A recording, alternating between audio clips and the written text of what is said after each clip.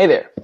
So I've watched a lot of the resurrection debates on YouTube, William Lane Craig, Michael Licona, Bart Ehrman, and they kind of bump into one issue, which I think they kind of skirt around, but to me is really the core issue, which is the question of how do we actually analyze the resurrection of Jesus? What is the framework we can all agree on that makes sense?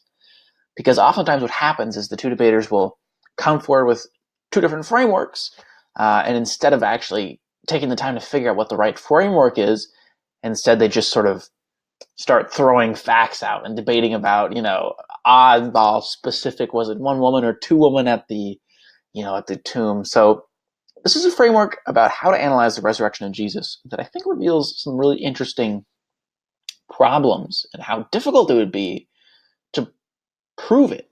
It turns out it's very challenging, and there's some hurdles Christians would need to jump through. So let's start this. First of all, here's the very basic framework we actually all do agree on, which is how would we compare, how do we come up with what happened in history? Well, what we do is we assemble a whole bunch of explanations, and then we just compare those explanations. Right? So the main things we use to compare them are listed here: explanatory power.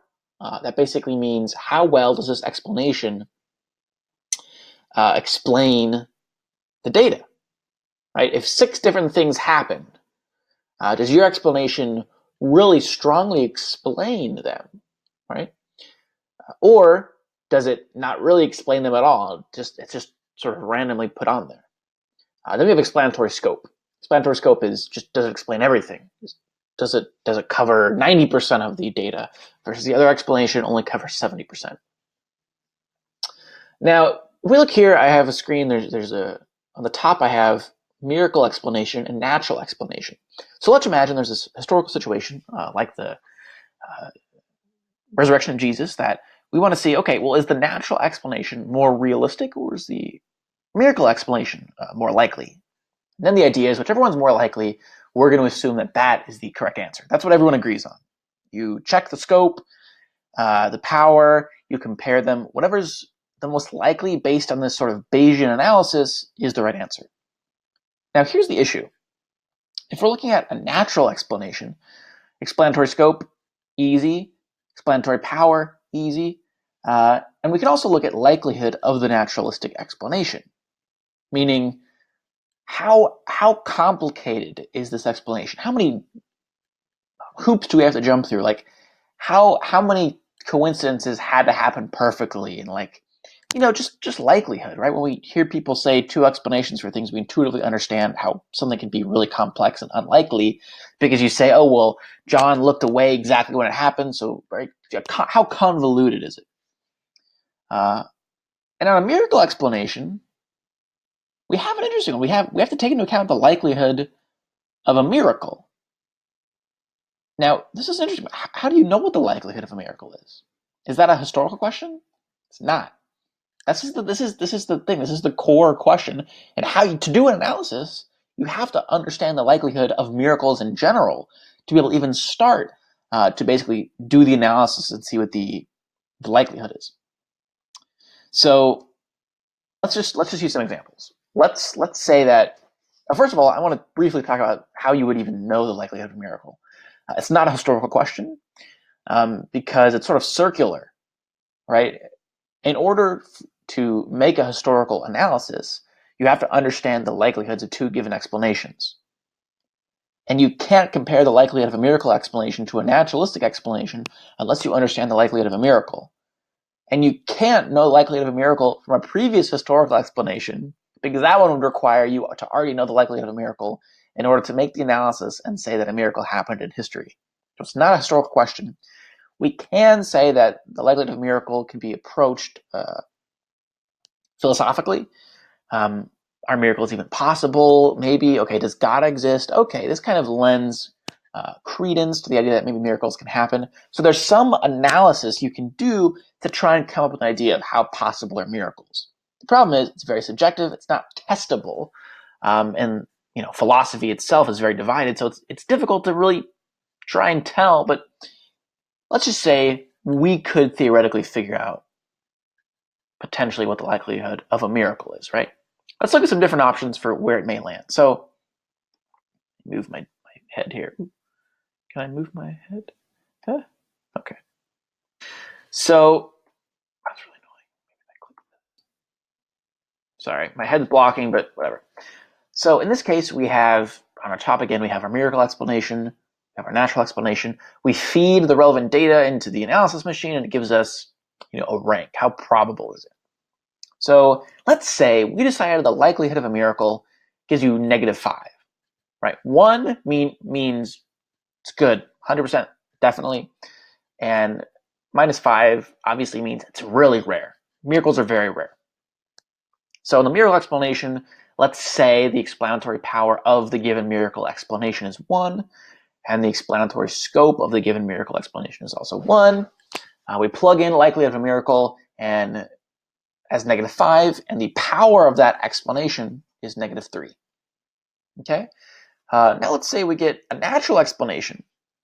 Explanatory power, explanatory scope, both solid, both 1, but it's actually pretty unlikely. It turns out that the explanation is pretty convoluted. But we have 0. So the natural explanation wins. So the crazy thing here is that depending on what we assign the likelihood of a miracle as, a very unlikely natural explanation could still win, right? So people talk about the resurrection of Jesus. They say, well, the other natural explanations are so hugely unlikely. And it's like, yeah, that may be the case, but we have to know what the likelihood of a miracle is before we can even compare it, okay? On the other hand, if we say a likelihood of a miracle is only slightly unlikely, it can beat out naturalistic explanations, right? So again, it's not a historical question. It's a subjective question. It's tough to tell. Philosophers don't agree on really much at all. You can't just go to philosophers and say, what's the likelihood of a miracle, and get a consensus. So let's look at some of the challenges that come along when you try to come up with a likelihood of a miracle. Right? Let's say you can make a strong argument for the likelihood of a miracle in some way. Well, let's look what happens. So in this graph here, we see it's just a graph, and on the y-axis, on the top here, we have high probability of miracles. Actually, before we go to that, let me just say what the box is. There's sort of split into halves. This is the invalidated zone. Right? So if the dot falls in here, we can say, listen, this isn't likely to have been a miracle. The natural explanation is even better. Whereas if it falls in here, that means actually the natural explanation probably doesn't work and it is a miracle. So validated means miracles, validated, invalidated means it's not. So there's 2 factors to being able to tell if something's a miracle or not. Again, we kind of went through this. This is a different way to think about it. First of all, we have to take the probability of miracles into account. High probability, low probability, right? 2 different options, somewhere on that scale. And then, what is the likelihood of the next best naturalistic explanation? So in other words, what's the best natural explanation? And what's the best miracle explanation? Right? How unlikely is the natural explanation? Or how likely is it? That's the next thing. So it's probability of miracles versus probability of natural explanation. So let's just say, as an apologist, as a Christian, you make a very strong case for why the probability of miracles is actually high. It's very high. God's done miracles throughout the Bible. There's healings all the time. Come on, miracles are normal. This is what you'd argue for. Okay, so let's say the resurrection of Jesus. Let's say we have pretty good evidence for it, right? And what I mean by pretty good evidence, all I mean is that the next best natural explanation is pretty convoluted. So high probability of miracles, and the next best natural explanation is pretty convoluted, which is what Christians will say. That gets you right here. Boom, you're in the validated zone. Ta-da! Miracle happened. Now, there's one part of this that actually is hugely problematic, and that is this. The probability of miracles here. In this graph, the probability of miracles is way too high, and here's why. I would also throw a historical example at you that I made up. Let's walk through it and analyze it. I call it the rabbit in the hat. So these are the 4 facts that all scholars agree on about the situation. Fact one is 3 people saw a man with an empty top hat. Fact 2, 3 people then saw the man take a rabbit out of the top hat. The man claimed to make the rabbit magically appear, and the 3 people believed him. These are the facts everyone agrees on.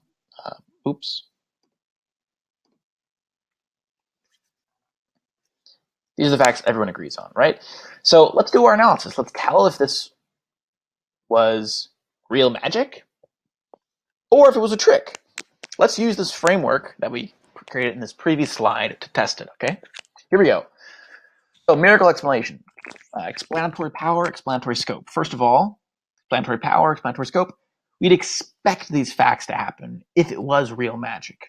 If it was real magic, we'd expect people to see the empty top hat, the guy to pull a rabbit out, the man claimed to make the rabbit magically appear, and the people to believe him. That's exactly what we'd expect. So these both get 1-1.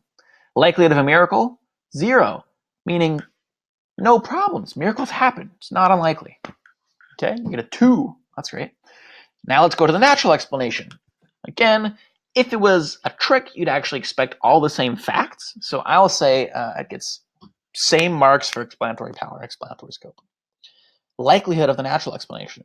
Well, turns out it's a little convoluted.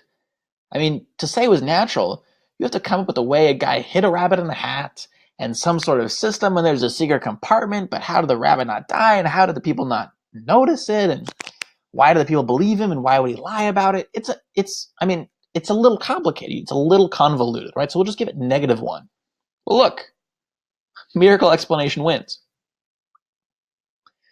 When we use this framework and we set the likelihood of a miracle as too high, all kinds of miracle claims get validated.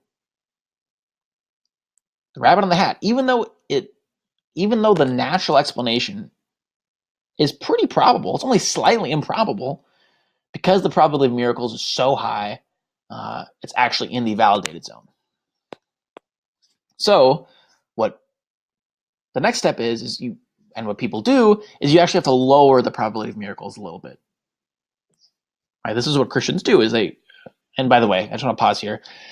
I sort of consider myself kind of a Christian, so when I speak of Christians or apologists, I don't want that to sound like I'm trying to alienate them or call them like it's just they play a role in this, and so I'm just going to refer to them as that, but I'm trying not to make it sound negative in any way. So Christians have to lower the probability of miracles. So look, when we do that, it's great. Rabbit in the hat, invalidated. Resurrection of Jesus, still validated, because again, the next best natural explanation is complicated enough that we make it in to the validated zone.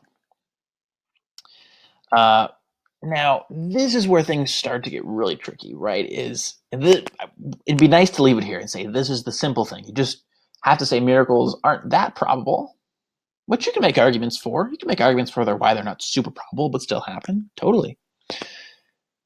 It gets tricky though when we start comparing it to how many similar claims there are out there. When we think about the rabbit in the hat, obviously that's a trick. But there are other claims that are just the next best natural explanation would just be a little complicated. And you and I know they're not really miraculous, but when we actually compare the facts to the resurrection of Jesus facts, it's kind of tricky. It's kind of tough to tell the difference. A few examples here. Book of Mormon golden tablets. Very similar witnesses to this miraculous event. It exploded, took off. They started following it. They believed it. Huge movement. Legio Maria. It's just a similar resurrection story to Christianity. You can Wikipedia it. It's happened in Africa. Guy died, rose from the dead. A lot of people believed it. Caused movement. Whatever. Point is, these are kind of similar. They have a similar. For all three, the next best natural explanation is a little bit convoluted. It's a little bit tricky. You kind of have to jump through some hoops, and it just doesn't really work super well. And so they kind of end up in the same range as the resurrection of Jesus, right? So, well, as an apologist or as a Christian, what do? You're confronted with these people asking you, do you believe in Jesus? Do you believe in the Mormon tablets too? Why are you not a Mormon, right? So what you have to do is you actually have to work to push away the competing miracle claims and actually make them less likely, right? So you have to basically attack the veracity of the Golden Tablets, attack the veracity of Legio Maria. You kind of have to try and sort of carve out a sweet spot where the resurrection is unique, right? And it's in the validated zone, but these are not. Now again, be nice to leave it there and say that's all you have to do. Turns out it's more complicated than that. Here's the problem with this concept. First of all, as a Christian who defends the resurrection, defends miracle claims as being possible and having some level of probability that would make the resurrection a genuine miracle and the miracle we could know about, you're making the claim, maybe you're not saying it, but you're basically making the claim that this line here, this miracle line, you're saying that this line will never be crossed by a contra-Christian claim. It will never be crossed by an event, historical or contemporary, that would disprove Christianity or that would contradict Christianity. That's the claim. Now, that's a very difficult claim to make. How do you know?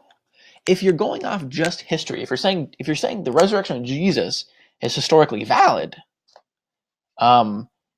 nowhere in there does it say that another miracle event won't happen tomorrow, or nowhere does it say that the Book of Mormon wasn't legitimate. That's its own historical claim that you have to take the same probability of miracles and the same evidence case by case. And so it's number one. That's the number one challenge, is to say that nothing else will ever show up. We'll never have enough evidence.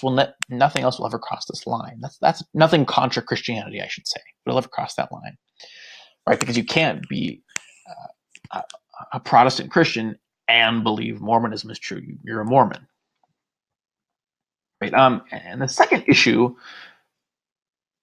why this actually doesn't work, this whole idea of being able to disqualify competing religious claims doesn't work, is because if you notice here, the probability of miracles I put as a line, right? It's this is straight, very linear, strict, exact line. The problem is nobody is going to be that exact with the probability of miracles. Nobody will give you a number for how probable a miracle is. Nobody's going to say it's 0.08 and plug this into your Bayesian analysis and tell me if it happened. Of course not. How would you come up with that, right? And even if you could, what would make you believe that was the exact probability? It'd be completely arbitrary, right? It just can't be that exact. So we got to think, okay, well, what is the actual probability of miracles? Can we even talk about the probability of miracles at all? Well, yes, actually we can. We can say that it's not super high. Here's some evidence. We can say it's not super low. Here's some evidence. And we can kind of zero in on roughly. So I like to think of it as a cloud. There's kind of a range, right? Miracles are that kind of there's a likelihood between, this and this. It's somewhere in that range. So instead of a straight line, miracles, only happen here. It's more like this, right? And the problem with this more realistic vision of the probability of miracles is that when we bring back, resurrection of Jesus versus the Book of Mormon, and as an apologist, if you were successful in decreasing the probability of the Book of Mormon, look what they can do. They can just say, well, miracles happen more likely than not. So say you're able to decrease the probability of the Book of Mormon miracle explanation by 5 points. You do all this work, you get it from here to there. Well, they can just say, 5 points isn't that big of a deal. Miracles happen likely enough that in the end, the analysis still shows that this is a validated miracle. When you're kind of fast and loose with how often miracles happen on this graph, you're not able to disqualify as easily because there's such a range that you would have to show that this thing goes all the way over here, that it's so unlikely, right? So then the claim is not just that I can show that other historical events are unlikely, other miracle historical events are unlikely, but I can show that they're all more unlikely by a factor of 2 or by a factor of 3. And that's an incredibly bold claim to make, that there's no historical event that will be even close to Christianity's likelihood of a miracle. What do I mean by this graph? I don't know. So in the end, that's the real problem with arguing for the resurrection of Jesus, is that you bump into this issue with competing miracle claims that are contradicting Christianity, and how difficult it is to both keep the resurrection of Jesus in the miracle range and keep competing claims out. And I actually don't know how you would do it. It seems like it's almost an impossibility. That being said, I do have some suggestions. I don't personally agree with. I don't think I could personally sustain, but maybe someone out there could make a convincing case for them. Here are 3 ideas on how Christians or apologists could actually argue the resurrection is successful. 1, argue that you actually don't need to show that other miracles didn't happen. I'm not sure how you would do this, but I feel like this is something someone would do, where they would say, actually, I don't need to show that the Book of Mormon didn't happen. Again, I don't know what the arguments for that would be, but I think that's one direction you could take it. It feels like I've heard that before. Maybe you can make that case. I'd love to hear it. If you know, please do comment why that's true. The second thing is, you can argue that miracles are only likely under certain criteria, then show how the resurrection matches those criteria, but the other events don't. Here's an example. If we compare resurrection of Jesus to Book of Mormon golden tablets, you can say, well, maybe miracles are more likely to happen when there's a prophecy in advance. And there was a prophecy for Jesus, but there wasn't for the Book of Mormon golden tablets, and there wasn't for Legio Maria. Stuff like that. If you can basically make it so that miracles, in order for miracles to be likely enough for the resurrection to happen, there has to be a criteria that has to be met before the likelihood of miracles spikes, then you can kind of make Christianity stand out more. That's a good tactic if you could make it work. I don't think I'd be able to. I'm not even really sure how that would work. Seems illogical to me, but give it a shot. And the third is adopt a worldview that allows other miracles to happen, but while not invalidating Christianity.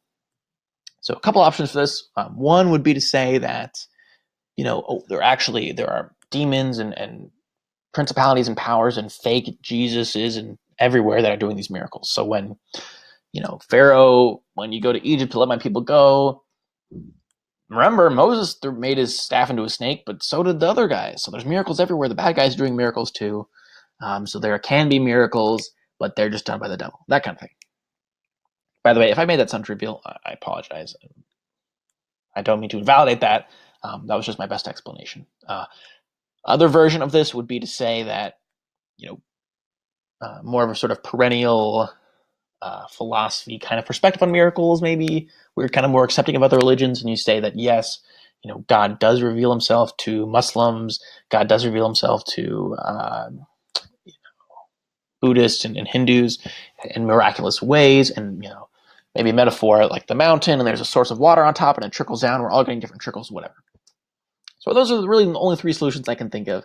Again, I think the burden in the end is that it seems impossible, besides maybe these solved, but these don't seem to. It seems like the challenge of an apologist or a defender of the resurrection is that you have to show that miracles are likely enough to prove the resurrection, while unlikely enough to disprove other miracle claims. And I just, for a variety of reasons, as stated in this presentation, I don't see how that's doable. So yeah, let me know your thoughts in the comments. I would love to get some feedback on this. Bye-bye.